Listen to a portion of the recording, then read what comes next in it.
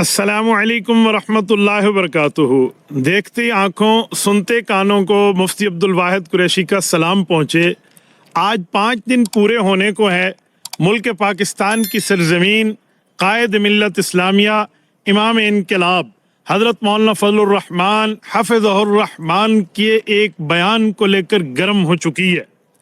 इस बयान की हकीकत क्या है? असल मसला मौलाना है या असल मसला मौलाना का बयान है या मौलाना के चुभते हुए सवालात हैं? ये मैं आपकी खिदमत में रख रहा हूँ और आपकी अदालत में इस मामले को रखता हूँ। उम्मीद है आप मेरे दर्द दिल को हकीकत की गहराई में उतर के समझेंगे। मैं इस शेर से शुरू करने लगा हूँ। कभी आह लब पे मचल गई, कभी अश्क आँख से ढल गए, ये तुम्हारे गम के चराग हैं, कभी बुझ गए कभी जल गए।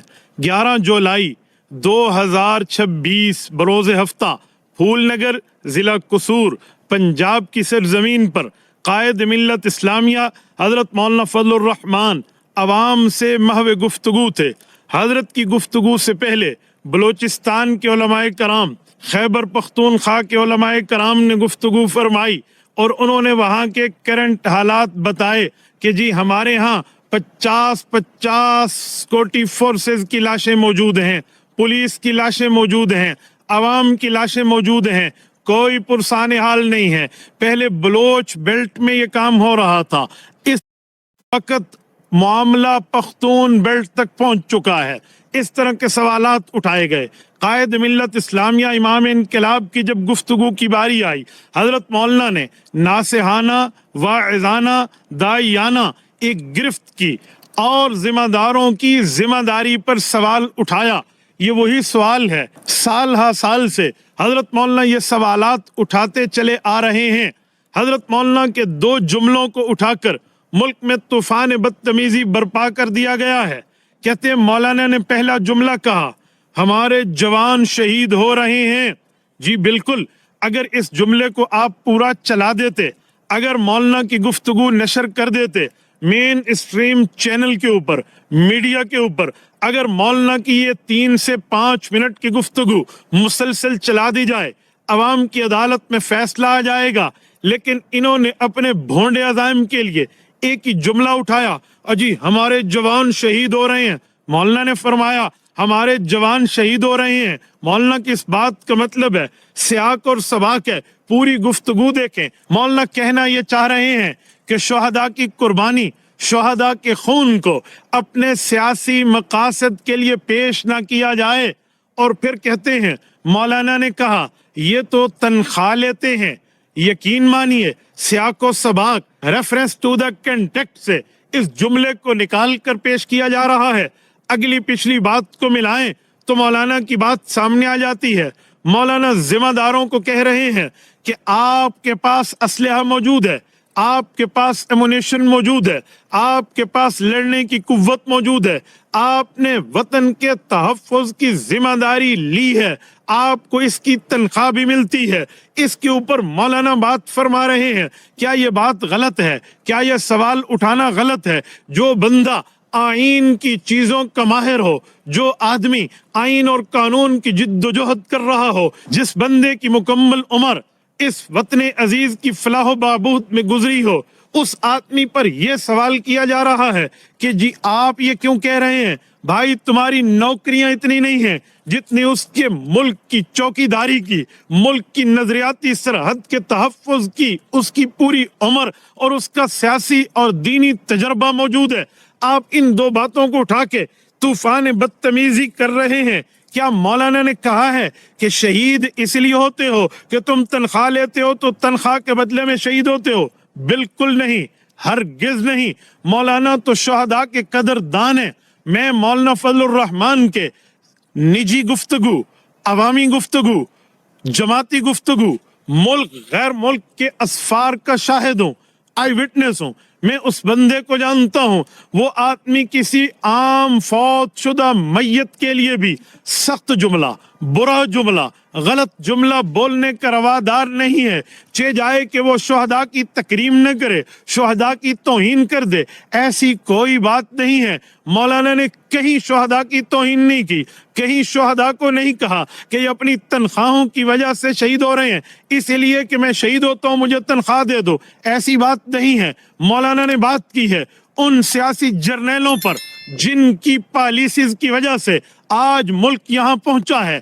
اس وقت ضیاء سے لے کر پھر مشرف تک، مشرف سے لے کر باجوہ تک، باجوہ سے لے کر جنرل فیض حمید تک، اس سے لے کر آج تک کے تسلسل پہ مولانا نے سوالات اٹھائے ہیں۔ تم میں ہمت تھی تو پاکستان کے اس ثبوت کے سوالات کے جوابات دیتے، تم اس کے اوپر سنجیدگی سے ڈیبیٹ کرتے، تم ایک جملہ اٹھا کر طوفان بدتمیزی پر اتر آئے ہو۔ یاد رکھنا اس طرح کسی کی سیاسی قد کاٹ کو نہیں گرایا جائے گا، انشاءاللہ تعالی جمعیت علماء اس سے ایک قدم بڑھ کر سامنے آئے گا۔ میں یہاں اصل مسئلہ بتا دوں، ہمارے ملک پاکستان کے نوجوان بھائی، نوجوان بہنیں جنہیں معلومات نہیں ہے کہ مولانا نے کیا کہا ہے، میں بتلانا چاہتا ہوں، سنو اصل مسئلہ کیا تھا۔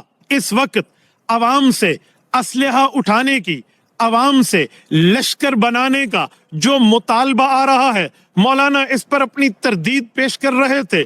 حضرت مولانا فرما رہے ہیں کہ جی ہم کیوں لشکر اٹھائیں، میرا قبائلی جوان کیوں لشکر اٹھائے، میرا قبائلی جوان جو مقامی ہے، جس نے وہاں رہنا ہے، اس کی نسل در نسل تم لوگ دشمنیاں کیوں لگوانا چاہ رہے ہو، جب ذمہ داری تمہاری ہے، تحفظ کی ذمہ داری کا معاملہ تم نے لیا ہے، اسلحہ تمہارے پاس ہے، ایمونیشن تمہارے پاس ہے، قلعے تمہارے پاس ہیں، تمہارے پاس عسکری، فوجی، آرمی، پولیس کی طاقتیں موجود ہیں، تو تم اپنے معاملے کو دیکھو، اپنی ناکامی کا بوجھ ان عوام کے اوپر نہ ڈالو۔ یہ سوال تھے مولانا کے، اس سوال کو تم نے کہہ دیا کہ جی مولانا نے شہداء کی توہین کر دی، شرم تم کو مگر نہیں آتی۔ میں چیلنج سے کہتا ہوں آج بھی مولانا کی تقریر کو ٹی وی پر چلوا دیا جائے تو پورے پاکستان کی عوام یک زبان ہو کر حضرت مولانا کے پیچھے ٹھہریں گے کہ بات ٹھیک ہے۔ آج میڈیا کے اینکروں کو جوابی کام پہ تو لگا دیا گیا کہ تم کہو مولانا نے شہداء کی توہین کی، لیکن کس جملے میں وہ جملہ چلانے کی ان کو جرت اور ہمت کی تاب بھی نہیں ہے۔ اس پر پراپاگنڈا یہ ہوا کہ جی علماء بھی تو تنخواہ لیتے ہیں، شیخ الحدیث بھی تو تنخواہ لیتا ہے، کیا ان کی تنخواہوں فلاں کون شیخ الحدیث ہے جو کہتے ہیں تنخواہ میں لوں گا، بخاری شریف تم پڑھاؤ، پیسے میں لوں گا، مسلم شریف تم پڑھاؤ، رقمیں میں لوں گا، تدریس تم کرو؟ کون شیخ الحدیث ہے؟ کون ایسے کہتا ہے؟ جی امام بھی تنخواہ لیتا ہے، خطیب بھی تنخواہ لیتا ہے۔ کون امام ہے، کون خطیب ہے جو کہے امامت و خطابت کا مشاہرہ تو میں لوں گا، تنخواہ تو میں لوں گا، پہ میرے اکاؤنٹ میں آئے گی، لہٰذا نمازیں عوام پڑھائے؟ کون شیخ الحدیث ہے جو اس طرح کی باتیں کرتا ہے؟ پھر کہتے ہیں مولانا نے خوارج کو مضبوط کیا۔ شرم تمہیں نہیں آتی؟ جس بندے کی اولاد پہ حملے ہوئے، جس کی اپنی ذات پہ حملے ہوئے، جو بندہ 500 سے زائد شہداء کا وارث ہے، جس میں چھوٹے بچے بھی ہیں، جس میں خواتین بھی ہیں، جس میں جوان بھی ہیں، جس میں بزرگ بھی ہیں، جس میں پیرانے طریقت بھی ہیں، جس میں پارلیمنٹیرینز بھی ہیں، وہ ان کی لاشیں اٹھا کر کیا اس وقت وہ شہداء کے مخالف بات کرے گا؟ وہ تو شہداء کے پرچم کو لے کر آگے چل رہا ہے، اس کے اوپر اس طرح کا غلیظ پراپاگنڈا کبھی نہیں چلے گا انشاءاللہ۔ اور مولانا کا یہ موقف آج کا نہیں ہے، ہمیشہ سے ہے۔ کیا تمہیں نہیں معلوم ضیاء دور میں مولانا اس عامر کے مقابلے میں ٹھہرے تھے، آنکھوں میں آنکھیں ڈال کر بات فرما رہے تھے؟ ضیاء دور میں مولانا نے قید کاٹی تھی، جس وقت نواب زادہ نصر اللہ خان رحمت اللہ علیہ کو جنرل ضیاء الحق ایک عامر کہہ رہا تھا مفتی محمود کی سیاست ختم ہو گئی ہے، تو نواب زادہ صاحب نے برجستہ کہا تھا فضل الرحمان کی شکل میں مفتی محمود جوان ہو کر میدان میں اتر چکا ہے۔ مولانا نے اس آمریت کا مقابلہ کیا، پرویز مشرف کی آمریت کو جوتے کی نوک پہ رکھا۔ اپوزیشن لیڈر کی حیثیت سے مولانا کی سپیچز آج بھی تاریخ کا حصہ ہیں۔ اس کے بعد اعلانیہ مارشل لا ہو، غیر اعلانیہ مارشل لا ہو، مولانا نے ہر جگہ اس کا مقابلہ کیا۔ جس وقت تم باجوہ کو اپنا ابا بنا رہے تھے، نکا نکے دا ابا، یہ معاملہ اور یہ کھیل چل رہا تھا، اس وقت بھی مولانا آئین اور قانون کی پاسداری کے علم بلند کیے ہوئے تھے۔ آج بھی علم بلند کیے ہوئے ہیں. رہ گیا یہ سرکاری وزراء کا گھنگرو توڑ یہ ناچ.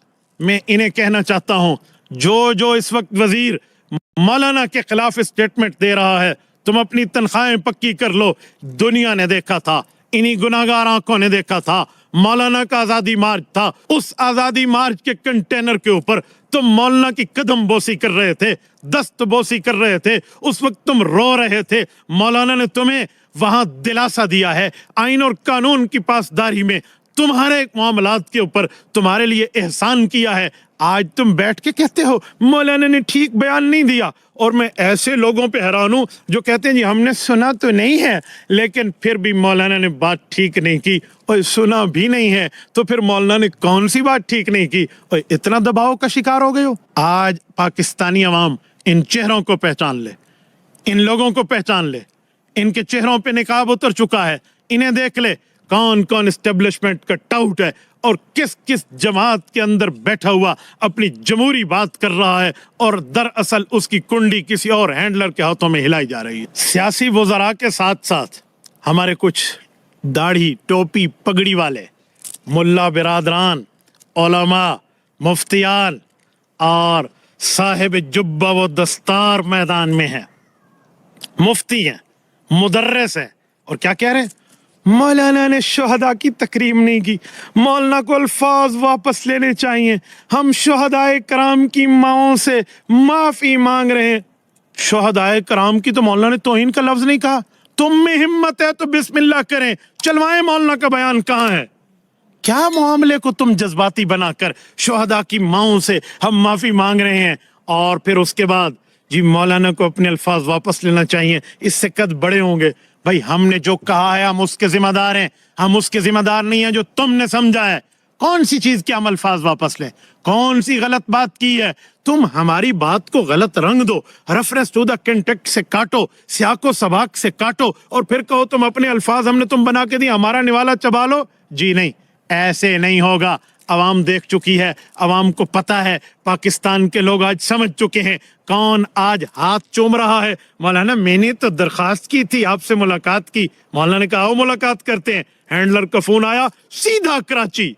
اللہ اکبر, کہاں ملاقاتیں, کہاں باتیں, کیا معاملات. اور تم بیٹھ کے کہہ مفتی عبد الرحیم صاحب میں آپ سے مخاطب ہوں, کیا آپ عالم دین نہیں ہیں؟